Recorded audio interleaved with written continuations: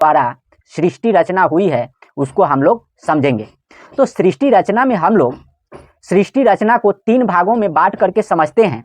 तो जो पहला मूल सृष्टि रचना है, जिसको अनादि सृष्टि रचना कहा जाता है, वह पार ब्रह्म परमात्मा निरक्षर ब्रह्म कबीर देव के द्वारा सृष्टि रचना है। जो सृष्टि रचना पार ब्रह्म परमेश्वर के द्वारा सृष्टि रचना है, वह 88,000 द्वीप में सृष्टि रचना है।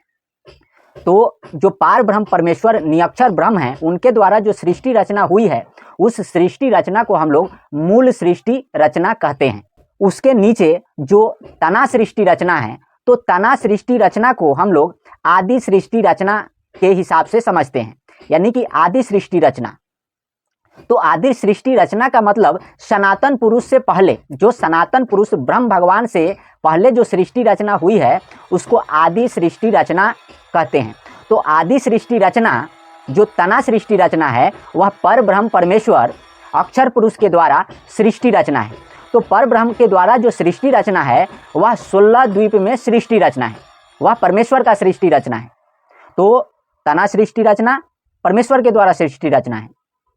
और तीसरा है डाल सृष्टि रचना। तो जो डाल सृष्टि रचना है, उस सृष्टि रचना को सनातन सृष्टि रचना कहा जाता है, यानी कि सनातन पुरुष ब्रह्म ईश्वर देव निरंजन के द्वारा सृष्टि रचना। तो ये जो ब्रह्म भगवान का सृष्टि रचना है, जिनको सनातन पुरुष कहते हैं, ईश्वर उन्हीं को कहा जाता है। तो ब्रह्म भगवान जो देव निरंजन है, उनका जो सृष्टि रचना है 7 द्वीप में सृष्टि रचना है। तो जो ब्रह्म भगवान का सनातन सृष्टि रचना है, वह 7 द्वीप और 9 खंड में सृष्टि रचना है।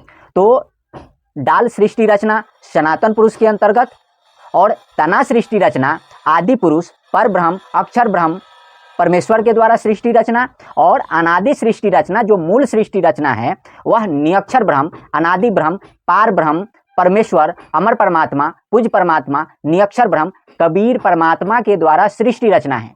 तो जो अनादि सृष्टि रचना है, पार ब्रह्म परमेश्वर के द्वारा सृष्टि रचना है, वह 88,000 द्वीप में सृष्टि रचना है। और जो तना सृष्टि रचना आदि सृष्टि रचना है, वह पर ब्रह्म अक्षर ब्रह्म तत् ब्रह्म परमेश्वर के द्वारा सृष्टि रचना, वह 16 द्वीप में सृष्टि रचना है। और जो डाल सृष्टि रचना है, वह सनातन पुरुष ब्रह्म ईश्वर देव निरंजन धर्मराय।